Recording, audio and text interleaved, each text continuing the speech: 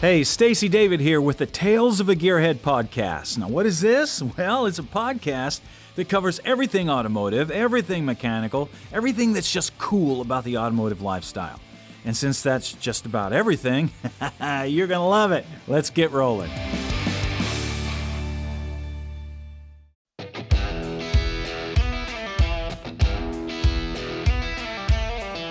All right, I'm here with Derek Bieri from Vice Grip Garage, and you know a subject that's very near and dear to my heart is cars and guitars, because music and cars go hand in hand. They always have since the beginning of rock and roll.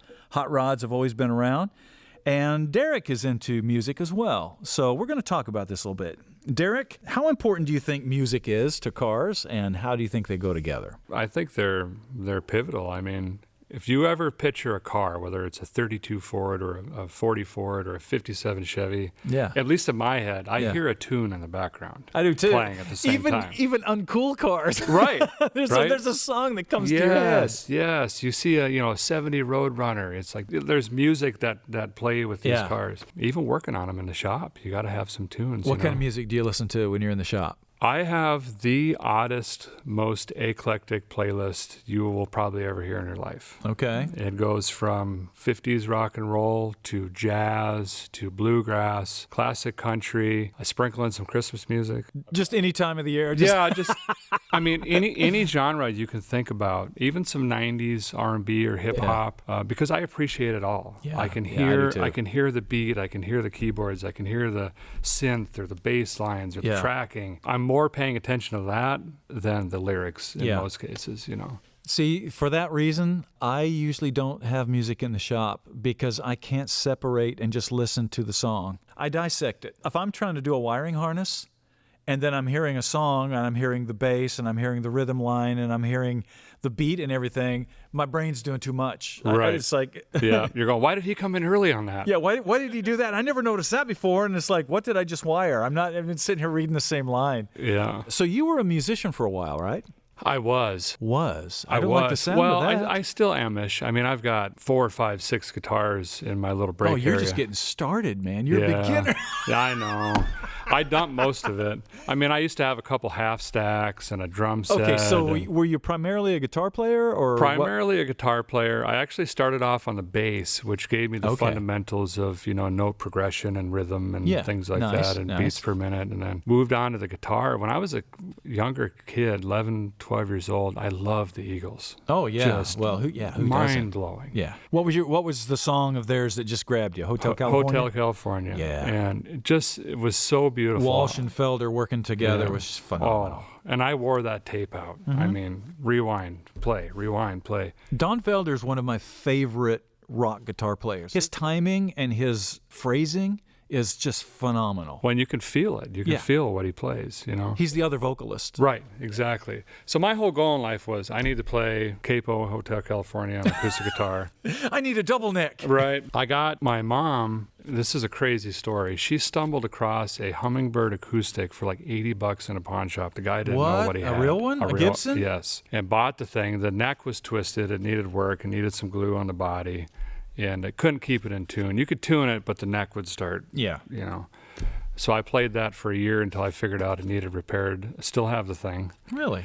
Started off on acoustic, moved to electric as everybody did, and then I got into rock and roll and blues and things. Kenny Wayne Shepherd. Stuff like that. But then I was an idiot one day and cut my dang fingers off. Now I can't feel my fingers in my left hand, so I play by... Now, for those of you that can't see, he does have fingers on his hand. They're still here. They were reattached, right? Yeah.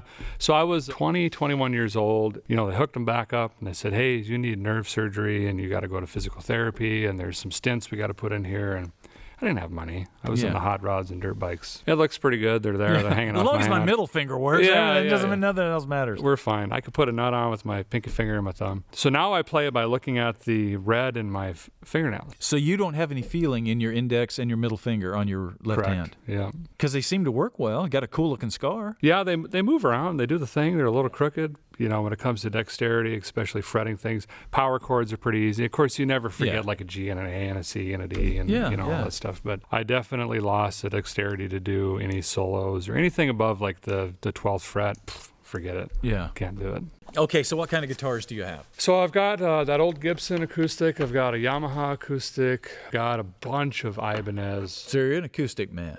I like acoustic just because it's more challenging for me. Basically, any C-shaped neck electric, I've got them. Kramer, Ibanez. Fenders, I like the sound, but the necks, the D-shaped necks, are a little harder for me to play, so I kind of stay away from them. Got a Marshall half stack that kind of works. I've got a bunch of practice amps lying around. Yeah. So what's your favorite electric to reach for?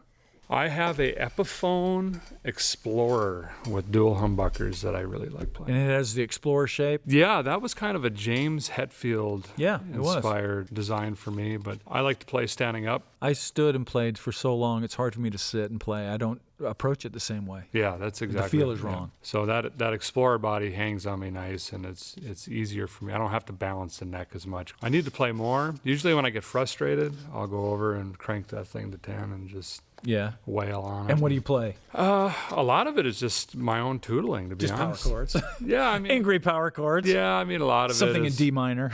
Yeah. I mean, a lot of it's like E starts with E minor and some sort of riff or whatever. E string power chords, stuff like that. It's frustrating because I used to be able to, do some pretty good licks, but it sounds terrible, so I just stay out of it. But it's still fun. It's still fun to create and be, just creative. Things progress. You start on a lick, the next day you're like, I gotta add something to that. I've gotten to where anytime I do that, I'll just pull out the phone and just record it real quick because they're gone. There's so many licks that I've lost over the years that were like really good. And then you'll go back a little bit later and your phrasing will be different. Now, wait a minute. It didn't sound like that. What did I do? And you can't remember it. It's like there for a minute. I've got a whole bunch of them on my phone now. I don't know what I'll ever do with them. Give them to my daughter and say, this is what I want to put on one of your songs. You've been in the studio quite a bit, right? So that's got to be a pretty wild experience. Especially like you say, to be put on the spot, like, hey, solo. I first moved to town in '84 as a musician. I was a professional musician for 20-some years. I was really blessed, had a long run with it, and just got tired of the music industry, and I was doing cars all the time. No, it was a challenge because, I'd always played, live and everything, and I did a lot of that. I really enjoyed that, but I enjoyed the challenge of the studio. Yeah, it was very tedious, a totally different world. I'm sure. And a lot of times you'd be sitting down there and, people would come in and be like, okay, here's what we want you to do. And a lot of times to craft a song in the studio is very similar to building a car. It has to be in the right order. So a lot of times they would want you to come in and put licks down when they don't even have their complete rhythm track down. Yeah, you don't have a feel for what's going on. Or the vocals aren't on there. It's like, how am I supposed to play around the vocal when it's not on there yet? A lot of them were demos and things like that. But it was a challenge, and it's very tedious because time is money, and everybody's looking at you. So it's like, okay, roll. So you play through it, and they're like, okay, not quite. Let's do it again. And a lot of times, as a guitar player, you'll understand this. So it's like, for example, when you're getting ready to do a song, it's not just the song and what key it's in. It's like, what pickup am I going to use? What tone do I use? Is it a attack? Is it a light thing? Is it a fast thing? Is it a riff thing? Is it what's my vibe? All of these are happening split second. And then it's like, you get one run through it, and it's like, okay, we need to lay tape down. And hopefully you nailed it. Jeez, and, I couldn't imagine. There was one I was doing with a girl one time. She was doing a cover of Proud Mary, for example, and we're doing a record for her. And I played a live out with her, and so this is a slam dunk, right? Okay, so I'm going to do a guitar solo in there. We've laid down the rhythm tracks. I said, okay, what are you feeling on this solo? She goes, I don't know, just whatever. I said, well, I can kind of follow the melody line more, or I can go completely off of it. I can make it more funky. She's kind of doing a Tina Turner version of it. Okay. So I said, I feel a little more funk to it than a straight melody thing. She goes, well, I don't know. So I lay one down in there, and it's kind of following the basic melody, but it's got a funk tone to it. I really liked it. And she was like, well, I don't really know. So it's like, well, let's do something else. I'm like, okay, fine. 7 different times later, because I would do one, and I would do it. She goes, nah, that's not quite it. So I'm like, okay, so we tried that. Now we're off the melody. Now we're doing this. And it got to where it's almost comical. There's only so many things you can do. Right. And we ended up coming back with something that was more around what I did at the beginning, and she was happy with it. I wasn't. because what we did first was the best. And the crazy thing about it is once you do it, it's always like, great job, man. You'll know if it's a great job if they call you back. Because what they'll do is they'll go back to the guys and go, yeah, that guy didn't cut it. We'll get something else. And it didn't cut it doesn't mean you can't play. You just didn't get what they wanted. When you say that to somebody else, they'll interpret it like, oh, that guy sucks. So they won't call you. It's a tough world like that. When I first started, I play sessions for free because you wanted to get your name out.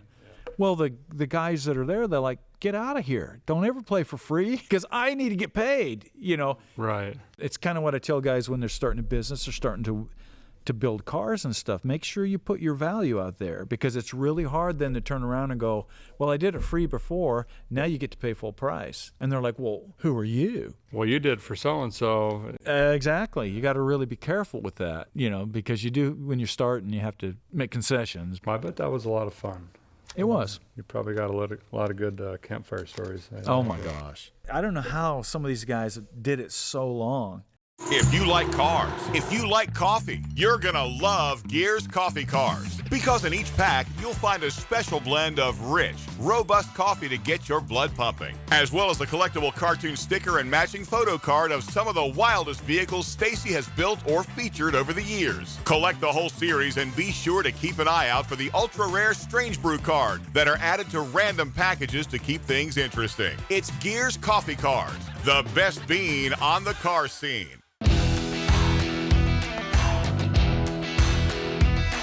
So what kind of stuff do you listen to now? Just anything, like you said? Recently, I've been getting more into a lot of the 70s and 80s rock, like Black Sabbath. Okay, I was going to say, you're into yacht rock. No. Yeah, Catherine loves yacht rock.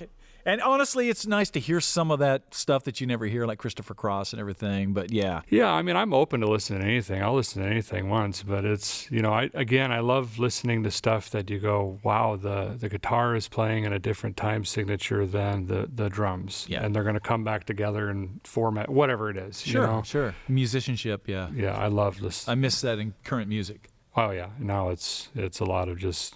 Well, it's automated, isn't it? Yeah, mostly? Most of it. That and auto-tune. Automated and auto-tune. Right. A few years ago, they did a big thing in the Nashville scene where they said, the country music singers that do not use auto-tune. And there were like 5. And wow. It created a real thing because most people figured that was happening in the rock world. They didn't realize that a lot of these country guys were doing it. And so the ones that do not use it, it was like Vince Gill and, ones that you would expect. But then there were a lot of people that you were like, what? It just became standard. My daughter does a lot of sessions and stuff as a singer, and they'll naturally just put auto-tune. Just right out of the gate. Yeah, just like that's what we do. Kind of like they have compression and auto-tune and this and that. She's like, no, please don't do that. Right. What do you think AI is going to do to music? I think it'll destroy it. I tend to agree. I found an app on accident. Actually, one of my producers on the Roadworthy Rescue show showed me this. You can type in a description, and it'll write a song in 30 seconds. Yeah. And it's halfway kind of catchy and decent. And I'm going, oh, my gosh. Yeah. There goes 10 people's salaries right there. With just AI. The thing is, even as much as people hate to admit it, what we love about what we do with cars, with music, anything that is artistic, is that we love the individuality of each person. We're all different. We need to celebrate that. Well, when you bring AI in, that's the first thing that goes away because it's going to the most common denominator. Right.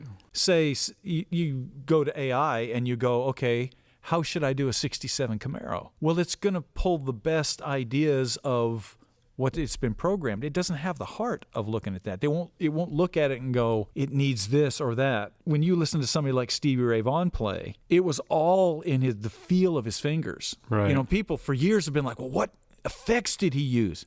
Not much. Right. What did he use? Those heavy gauge strings, but watch him play. Well, not to mention, most times live, he would change it a little bit. Absolutely. Because it was the feel of the moment. It was the feel of the moment, and that's why it was magic to watch the guy. And I think we have to really be careful in any kind of artistic thing.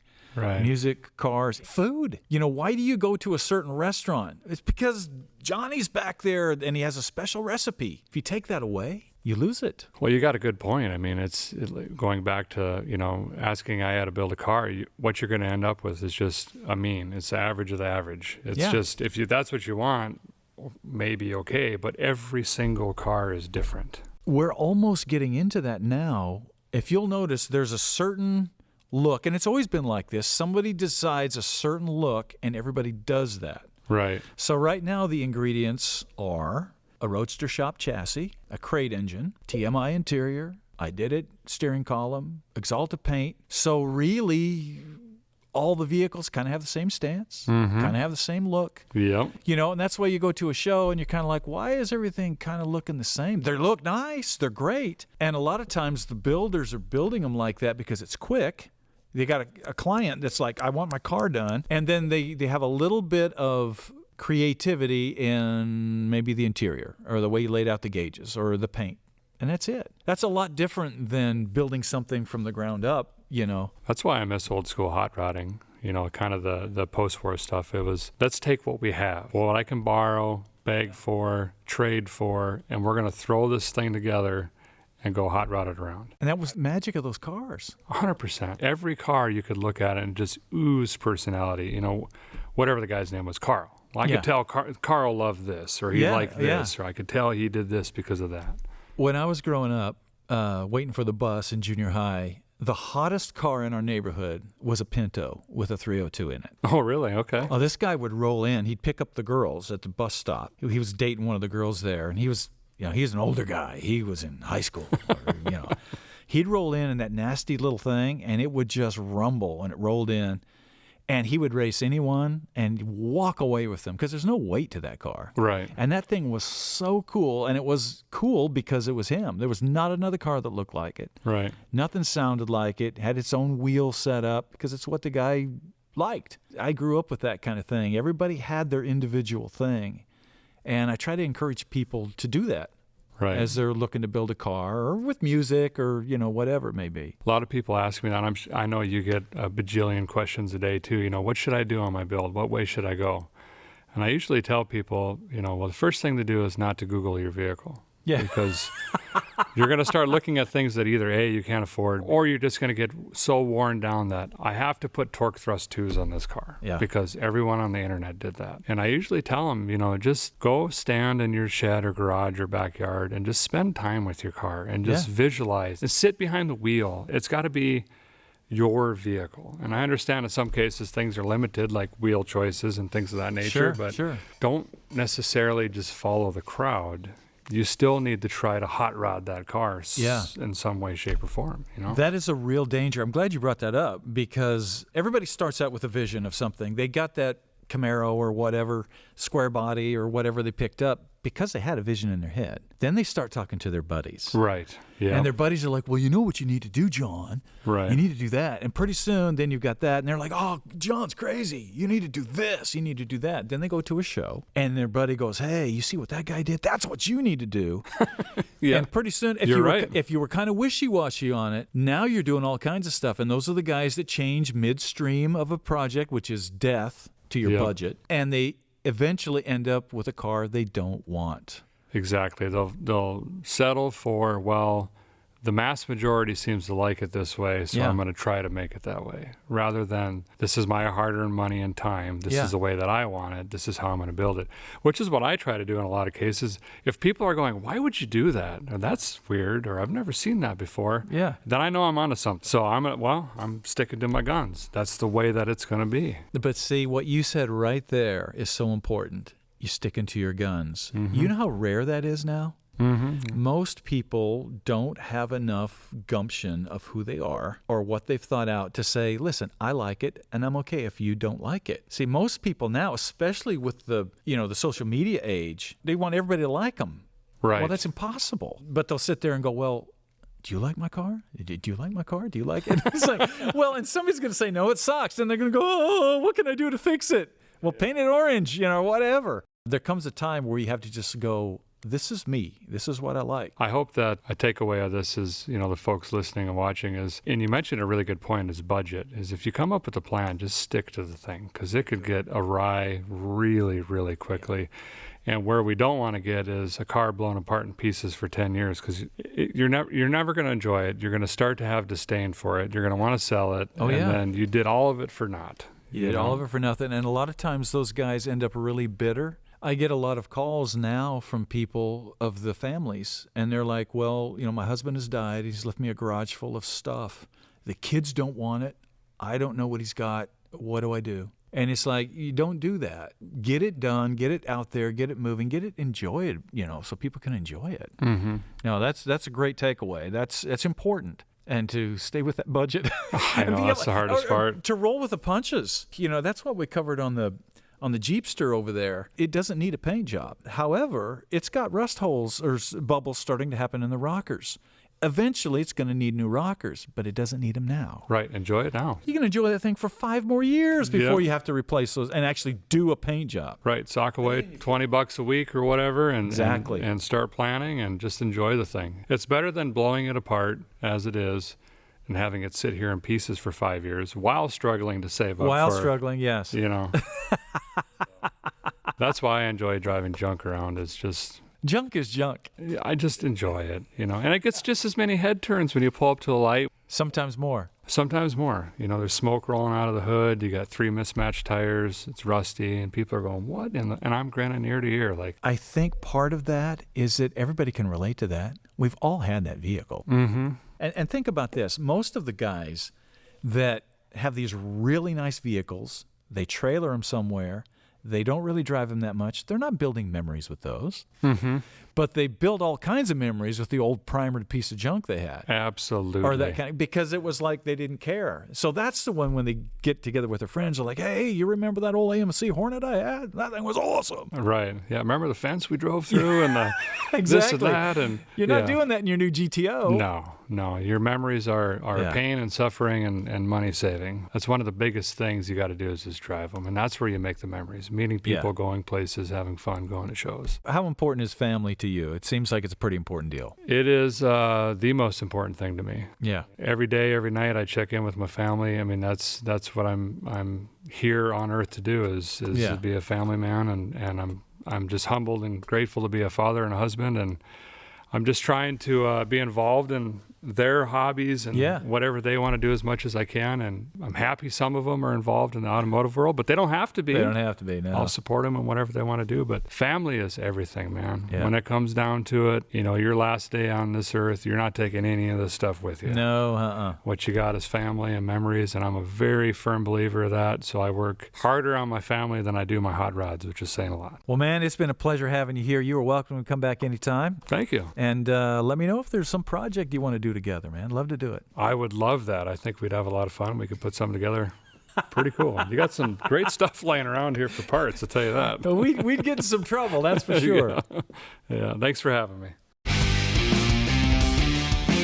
All right, that's our show for today, which means you need to get out there and start working on something.